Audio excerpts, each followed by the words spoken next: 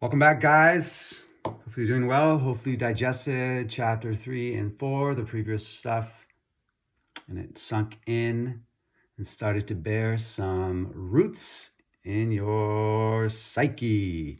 That's what we're all about here, guys. That's why we do things that are repetitive. That's why we grab a highlighter. It's about hardwiring this stuff inside of us so it's easy to draw upon when we're in tough times, right? All right, let's jump into it. Chapter 5, how it works. Rarely have we seen a person fail who has thoroughly followed our path. Those who do not recover are people who cannot or will not completely give themselves to this simple program, usually men and women who are constitutionally incapable of being honest with themselves. There are such unfortunates.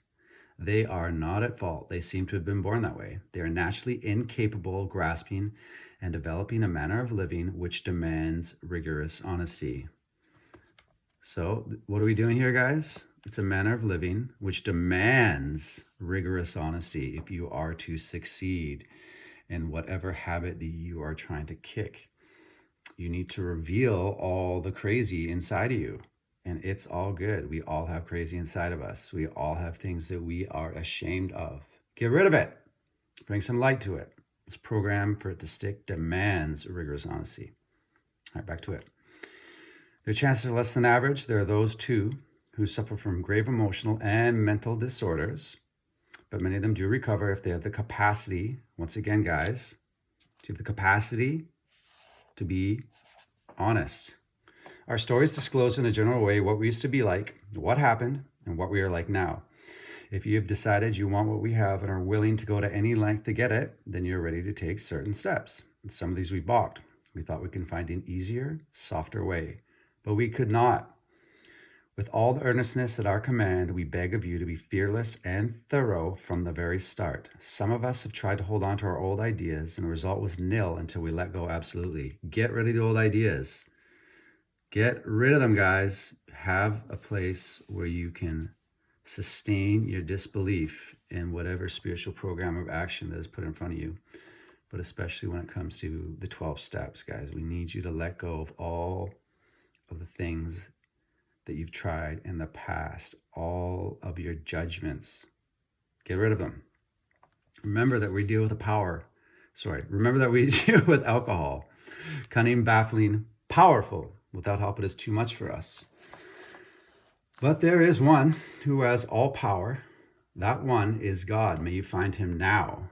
So the emphasis, guys, see the exclamation mark? It's there for a reason. It's very important that you don't waste any time to get into this, clear yourself of all the garbage inside of you to connect with whatever that universal force is. I choose to call God. You can call it Yahweh. You can call it Spirit of the Universe, as discussed previously, right? The name doesn't matter. The relationship does. Half measures availed us nothing. We stood at the turning point. We asked his protection and care with complete. We asked for the protection and care with complete abandon, right? We got to let go absolutely. Here are the steps. Whoa.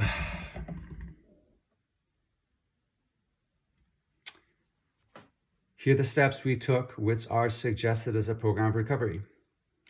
1, we admitted we're powerless over alcohol, that our lives had become unmanageable.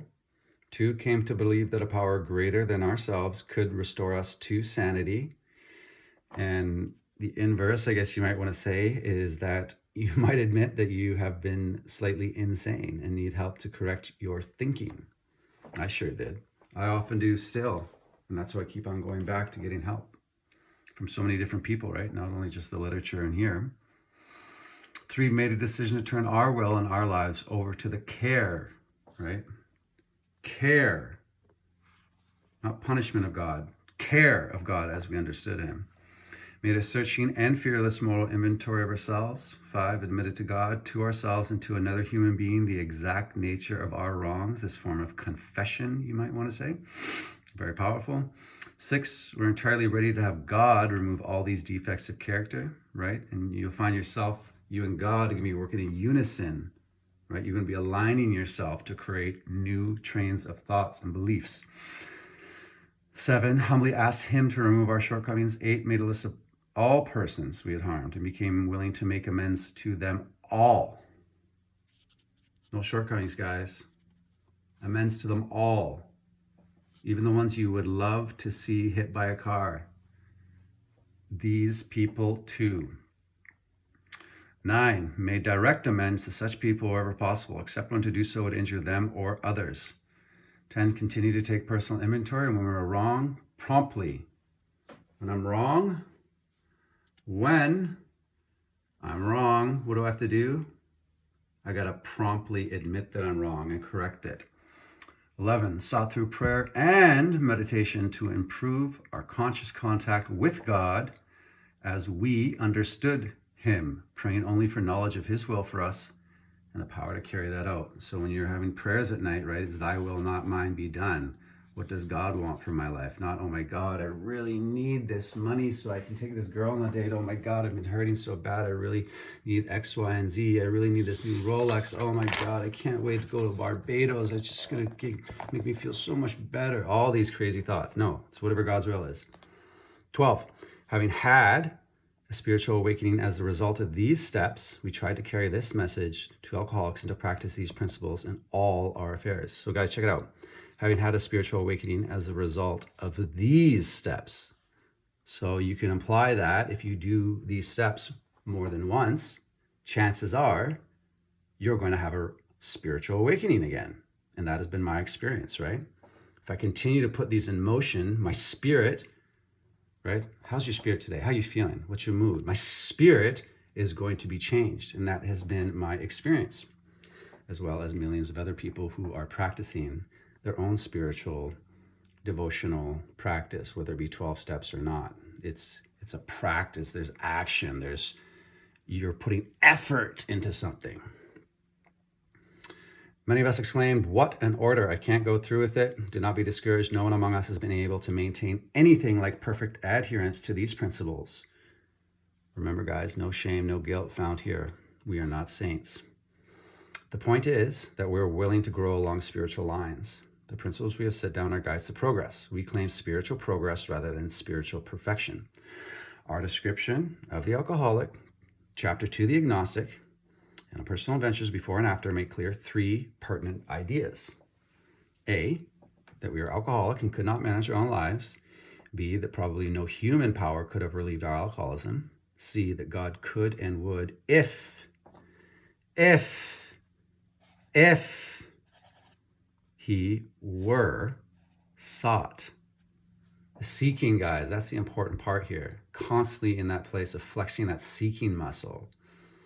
And I don't care like how you're going to go about it. For myself, I've gone down so many different spiritual paths. And it's led me to so many different experiences, awakenings, knowledge bombs. Like, it's been a wonderful experience. God's going to lead my way. What's my next right thing I can do when it comes to enlarging my spiritual life? Being convinced, we were at step 3, which is that we decided to turn our will, our thoughts, and our life over to God as we understood Him, right? We're understood. That means there's more understanding to come, right? By seeking God. Just what do we mean by that? And just what do we do? The first requirement is that we be convinced that any life run on self-will can hardly be a success. On that basis, we're almost always in collision with something or somebody, even though our motives are good. Most people try to live by self-propulsion. Each person is like an actor who wants to run the whole show. Where am I? Is forever trying to arrange the lights, the ballet, the scenery, and the rest of the players in his own way. If his arrangements would only stay put, if people would do as he wished, the show would be great. Everybody, including himself, would be pleased. Life would be wonderful. And trying to make these arrangements, our actor may sometimes be quite virtuous. He may be kind, considerate, patient, generous, even modest, and self-sacrificing. On the other hand, he may be egotistical, selfish, and dishonest. But as with most humans, he is more likely to have varied traits. What usually happens? The show doesn't come off very well. He begins to think life doesn't treat him right. He decides to exert himself more. He becomes on the next occasion still more demanding or gracious, as the case may be. Still, the play does not suit him, admitting he may be somewhat at fault. He is sure that other people are more to blame. He becomes angry, indignant, self-pitying. What is his basic trouble? Is he not really a self-seeker even when trying to be kind? You guys ever felt that way? You're doing things, but your true motives are at a place of more of a business transaction. You're doing something because you want something in return. That's a tough pill to swallow, but I think it's true for a lot of us. They're not really based in wanting to be completely of service or love or altruism. Is he not a victim of the delusion that he can wrestle satisfaction, happiness out of this world only if he manages well? Is it not evident to all the rest of the players that these are the things he wants? And do not his actions make each of them wish to retaliate, snatching all they can get out of the show? Is he not, even in his best moments, a producer of confusion rather than harmony? Guys, that's a huge thing that you're going to want to pay attention to is, do I feel in harmony in life? When it comes to my spirit, am I feeling like I am in flow? That's a good indicator of what your next when your next action should be. Should it be at a place of harmony? Abso-fucking-lutely it should be. It's a good gut check for you. The acid test. Is this harmonious? Back to it. Our actor is self-centered, egocentric, as people like to call it nowadays. He is like the retired businessman who lolls in the Florida sunshine in the winter, complaining of the sad state of the nation. The minister who sighs over the sins of the 20th century. Politicians and reformers who are sure all would be utopia. You still in focus? Yep. If the rest of the world would only behave. The outlaw safecracker who thinks society has wronged him. The alcoholic who has lost it all and is locked up. Whatever our protestations, are most of us concerned with ourselves, our resentments, our self-pity? How about that, guys? How about that question for you? You probably don't like this question, do you? I sure didn't. It's real, though.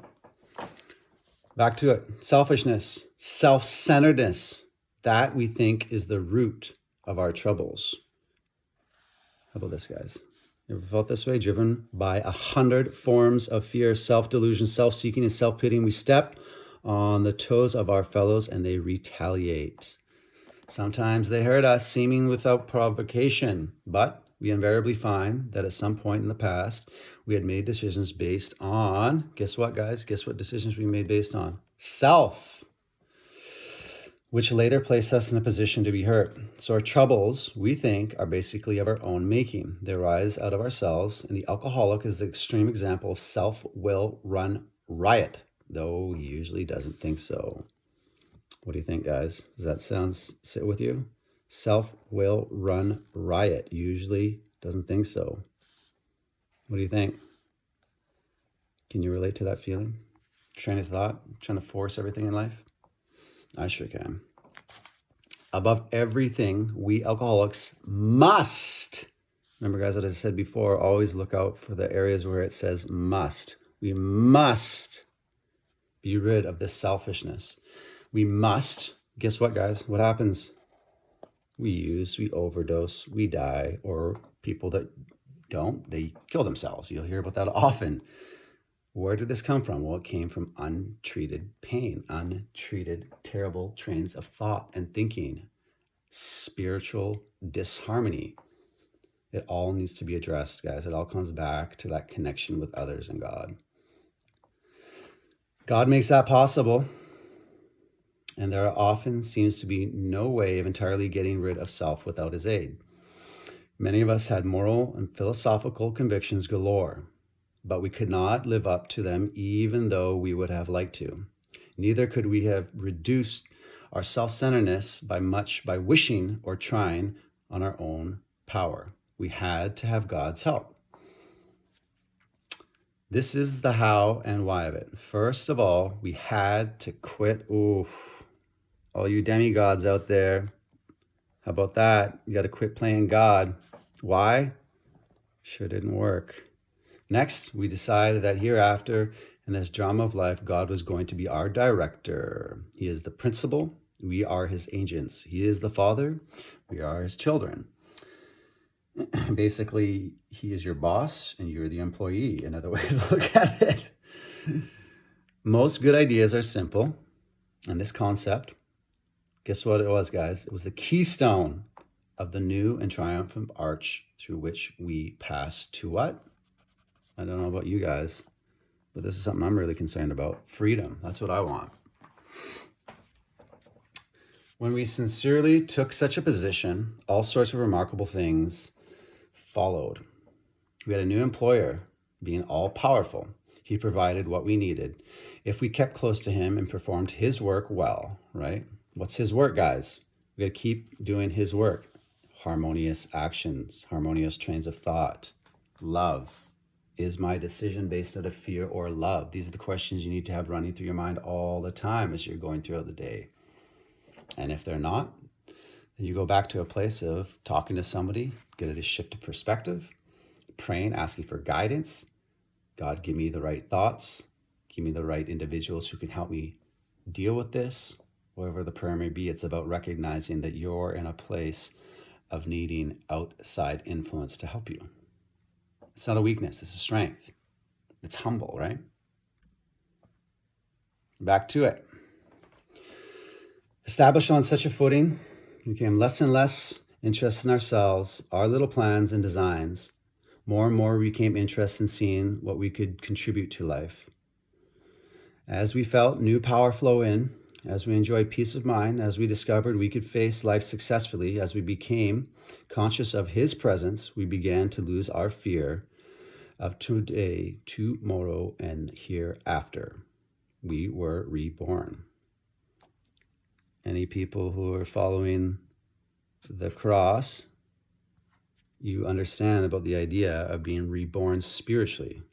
Think about that, right? You're creating a new approach to life that is not based on self and all the self-sabotaging ways that we go about in this world that lead to destruction and pain, right? It's all about love we go back to.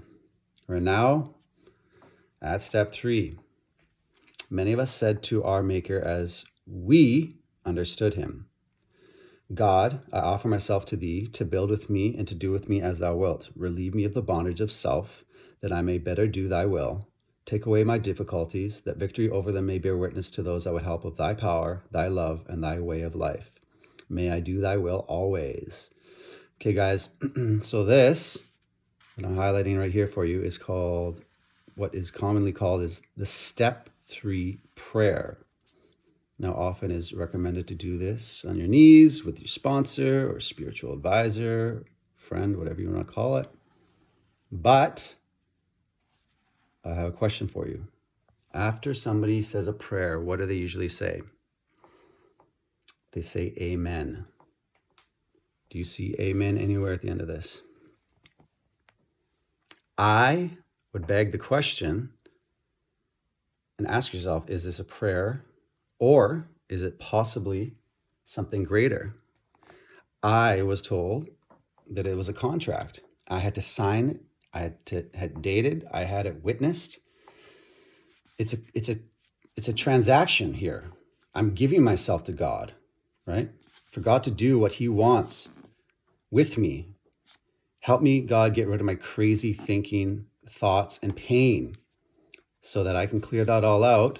As you're taking away my difficulties, I'll have more time to help other people, have light in me to make other people feel loved, and be connected with you to understand what my next move is supposed to be. See, it's a transaction. It's a contract between you and God. You know, with my sponsee, I've just recently got him to create his own step 3 contract. Understand these words, guys, what we're doing here. So yeah, that's a quick little side piece. We're going back to it now. We thought well before taking this step, making sure we were ready, that we could at last abandon ourselves utterly. We found it very desirable to take this spiritual step with an understanding person, such as our wife, best friend, or spiritual advisor. But it is better to meet God alone than with one who might misunderstand. The wording was, of course, quite optional, so long as we expressed the idea, voicing it without reservation. This was only a beginning, though, if honestly and humbly made, an effect, sometimes a very great one, was felt at once.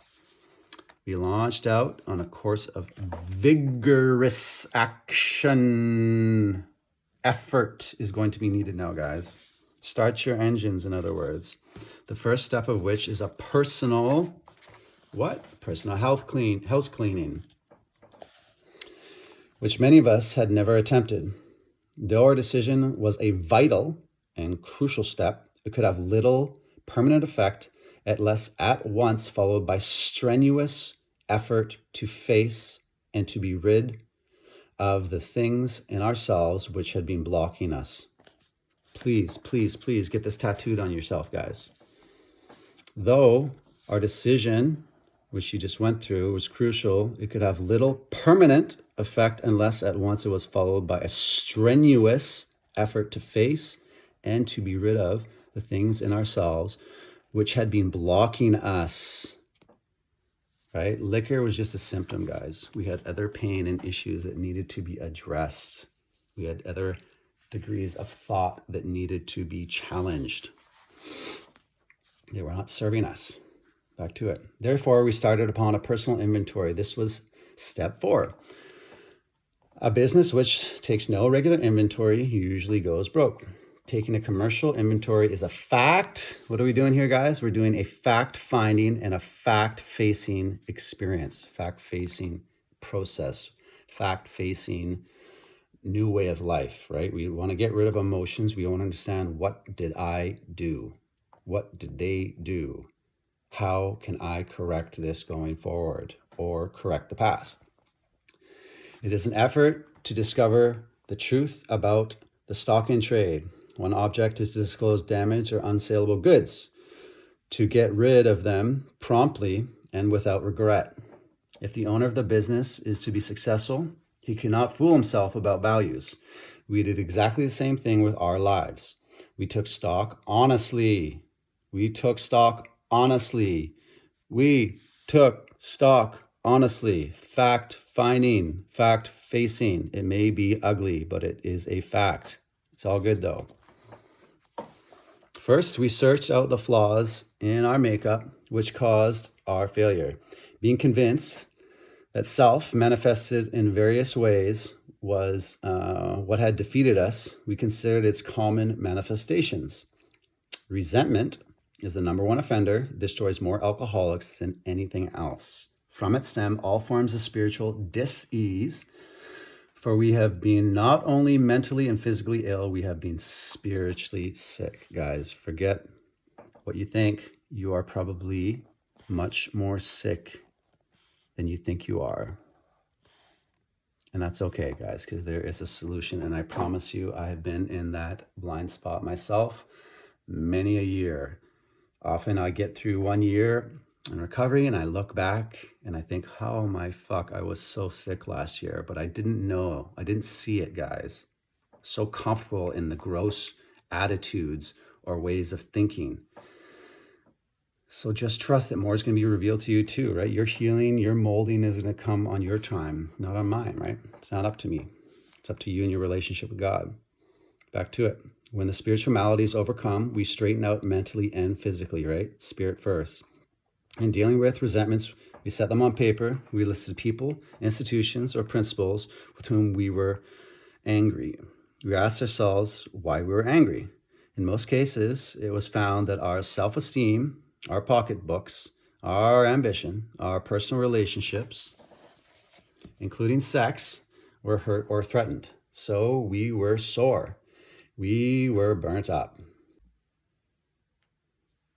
On our grudge list, we set up opposite each name our injuries. Was it our self-esteem, our security, or ambition, our personal or sex relations which had been interfered with? Now, guys, recognize something. You're going to be doing it like this. It's going to be a 4-column approach. And the most important column is the 4th, and that is my part. This is very life-changing, right? This is how you're going to set up your blank pieces of paper. You're going to have PPP, people, principles, places, the cause. What does it affect? Sometimes it can affect all of these things: your ambition, your security, so like your pocketbook, your ambition, your drive, your sexual relations, your personal relations, and then my part. And then, of course, there's the 5th column, says, can you forgive these people? The answer is always yes, guy. Forgiveness is not optional. Remember that. Forgiveness is not optional. So this is what they talk about, the 4-column approach. And remember, guys, to number them. 1, 1, 1, and then here 1, because as you're going down the list, you can see there's going to be a certain amount of number 1, and then within number 2, it's going to be bigger, right? You're going to take up more space. This could be a smaller, but my part could be huge. So you could have half a page as attribute to 1. And so for consistency, so you can go back and forth, you may have like point number 43 is on 1 page, and then my part may not be till like page 80, or I don't even know. That's an exaggeration how many pages, but you get what I'm saying? It's important to number everything. Like a simple example could be like, I don't know, like parents are usually the top one. So mom or dad or a sibling or somebody who abused you or God or whatever it is. You would put their name, and then you would say the cause was, well, she manipulated me when I was growing up. And then what did it affect? Well, it could affect, my self-esteem. Often that was a big one for me, self-esteem, my personal relationships, my security, my ambition. And then what's my part? Well, that's between you and your sponsor and God to figure out, guys. All right, down here. We went back through our lives. Nothing counted, guys. Nothing counted but thoroughness and what? Honesty. Program demands rigorous honesty, guys. When we were finished, we considered it carefully. The first thing apparent was that this world and its people were often quite wrong. To conclude that others were wrong was as far as most of us ever got. The usual outcome was that people continued to wrong us, and we stayed sore. Sometimes it was remorse, and then we were sore at ourselves. But the more we fought and tried to have our own way, the worse matters got. As in war, the victor only seemed to win. Only moments of triumph were short-lived. Our moments of triumph were short-lived. It is plain that a life which includes deep resentment leads only to futility and unhappiness. Sorry, guys, I'm forgetting how to speak. To the precise extent that we permit these, do we squander the hours that might have been worthwhile. But the alcoholic, whose hope is the maintenance and growth of a spiritual experience. Here's your hope, guys. The hope is where? In the maintenance and experience. The business of resentment is infinitely grave, guys. Forgiveness is not optional. We found that it is fatal. For when harboring such feelings, we shut ourselves off from the sunlight of the spirit, or shut yourself off from that connection with God, or spirit of the universe, whatever you want to call it. The insanity, right, of alcohol returns and we drink again. Why? Because we're trying to get rid of all those uncomfortable feelings, that dis-ease, that pain and suffering. We revert back to something that we've relied on for so many years. If we were to live, we had to be free of anger. The grouch and the brainstorm were not for us. They may be the dubious luxuries of normal men, but for alcoholics, these things are poison. We turn back to the list, for it held the key to the future. We were prepared to look at it from an entirely different angle. We began to see that the world and its people really dominated us. In that state, the wrongdoing of others, fancied or real, guys, real or imagined is what that's saying, had the power to actually kill. How could we escape? We saw that these resentments must be mastered, but how? We could not wish them away any more than alcohol. This was our course. We realized that the people who wronged us were perhaps spiritually sick. Come on, guys, you know that. It's not just us that are sick. We're surrounded by people that are disconnected, suffering. Though we did not like their symptoms and the way these disturbed us, they, like ourselves, were sick too. We asked God to help show them the same tolerance, pity, and patience that we would cheerfully grant a sick friend. When a person offended, we said to ourselves, this is what happens, guys. Take the sting out of it. This is a sick man or woman. How can I be helpful to him? It's about praying for the person to release that poison from you guys immediately. A lot of people do things not with bad intentions, but they come across as being very hurtful. Give some people some time to be imperfect. We are we not? God, save me from being angry. Thy will be done. We avoid retaliation or argument. We wouldn't treat sick people that way. If we do, we destroy our chance of being helpful. We cannot be helpful to all people, but at least God will show us how to take a kindly and tolerant view of each and every one.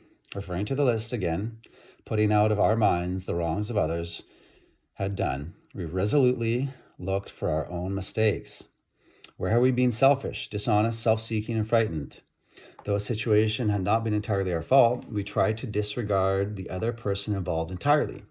Where were we to blame? We can't do that game called deflect and blame anymore, guys. It's looking back in the mirror. Where were we to blame? Remember, it's our inventory, not the other man's. We're cleaning our side of the street. When we saw our faults, we listed them. We placed them before us in black and white, fact-finding, fact-facing. It's a teamwork, guys. We admitted our wrongs honestly and were willing to set these matters straight. Really important, guys. Fact-finding, fact-facing. I'm going to look at these things where I fucked up and I'm going to address them, and it's all good. You're not a failure. You are loved still, guys. Notice that the word fear bracketed alongside the difficulties with Mr. Brown, Mrs. Jones, the employer, and the wife. This short word somehow touches about every aspect of our lives. It was an evil and corroding thread. The fabric of our existence was shot through with it. It set in motion trains of circumstances which brought us misfortune when we didn't deserve. But did not we ourselves set the ball rolling? Make sure we're still in focus. I hope. Good enough.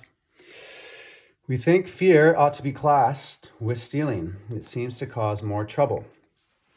We reviewed our fears thoroughly. We put them on paper, even though we had no resentment in connection with them. We asked ourselves why we had them. Wasn't it because the self-reliance failed us? Self-reliance was good as far as it went, but it didn't go far enough. Some of us once had great self-confidence, but it didn't fully solve our fear problem or any other. When it made us cocky, it was worse. Perhaps there was a better way. We think so. For we are now on a different basis, the basis of trusting and relying upon God. We trust infinite God rather than our finite selves. We are in the world to play the role He assigns, just to the extent that we do as we think He would have us, and humbly rely on Him. Does He enable us to match calamity with serenity? We never apologize to anyone for depending upon our Creator. We can laugh at those who think spirituality the way of weakness. Paradoxically, it is the way of strength. The verdict of all of the ages is faith means courage. All men of faith have courage. They trust their God. We never apologize for God. Instead, we let him demonstrate through us what he can do, right? Connecting with that relationship so you can be that channel. You can allow those thoughts, you can allow those feelings, you can allow that life and light to work through you so that other people can see the light in you. And that is an attraction, right? Back to it. Okay, where are we? Instead, we let him demonstrate through us what he can do. We asked him to remove our fear and direct our attention to what he would have us be. At once, we commenced to outgrow fear. Does that sound good? I don't know about you, but I could use a lot of that. Now about sex. Many of us needed an overhauling there. But above all, we tried to be sensible on this question. It is easy to get out way off the track. Here we find human opinions running to the extremes, absurd extremes perhaps. One set of voices cry that sex is a lust of our lower nature, a base necessity of procreation. And then we have voices who cry for sex and more sex, who bewail the institution of marriage, who think that most of our troubles of the race are traceable to sex causes. They think we do not have enough of it, or that it isn't the right kind. They see its significance everywhere. One school would allow a man no flavor for his fare, and the other would have us all on a straight pepper diet. We want to stay out of this controversy. We do not want to be the arbiter of anyone's sex conduct, guys. We're not the jury and the judge. We stay out of this. This is a 12-step program. Let somebody else address the issues when it comes to sex. It's just about relationship. Is it honest and kind? And maybe it's a quick question you can ask yourself. Why do we stay out of this, guys? We all have sex problems. We'd hardly be human if we didn't. What can we do about them? We reviewed our own conduct over the years past. Where have we been selfish? Guys, where have we been selfish, dishonest, or inconsiderate? Whom did we hurt? Sex can be a weapon. It can also be beautiful. It's about aligning our thoughts, our motives, with how we approach sex, right? Are we giving it the honor it deserves, maybe? Did we unjustifiably arouse jealousy, suspicion, or bitterness? Where were we at fault? What should we have done instead? We got this all down on paper and looked at it. In this way, we tried to shape a sane and sound ideal for our future sex life. We subjected each relation to this test. You guys ready? Here's the big question. Was it selfish or not? We asked God to mold our ideals and help us to live up to them. We remembered always that our sex powers were God-given and therefore good, neither to be used lightly or selfishly, nor to be despised and loathed. Whatever our ideal turns out to be, we must be willing to grow toward it. We must be willing to make amends where we have done harm, provided that we do not bring about still more harm in doing so. In other words, we treat sex as we would any other problem. In meditation, we ask God what we should do about each specific matter. The right answer will come if we want it. God alone can judge our sex situation. Counsel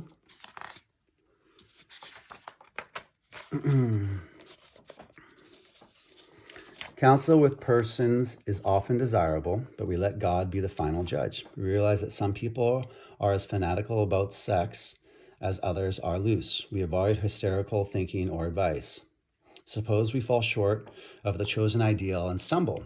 Does this mean we're going to get drunk? Some people tell us so, but this is only a half-truth. It depends on us and our motives.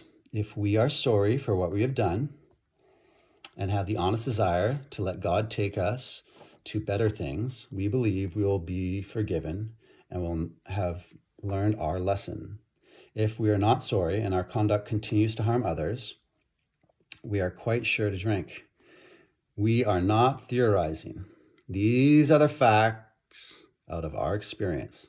To sum up about sex, we earnestly pray for the right ideal, for guidance in each questionable situation, for sanity, and for the strength to do the right thing. If sex is very troublesome, we throw ourselves the harder into helping others. We think of their needs and work for them. This takes us out of ourselves. Helping others, guys, helping others, guess what? Takes us out of ourselves and the bondage of our mind. We need that freedom. We jump into helping other people. It doesn't mean we have to help other people that are struggling in a 12-step program. We can help anybody, your neighbor.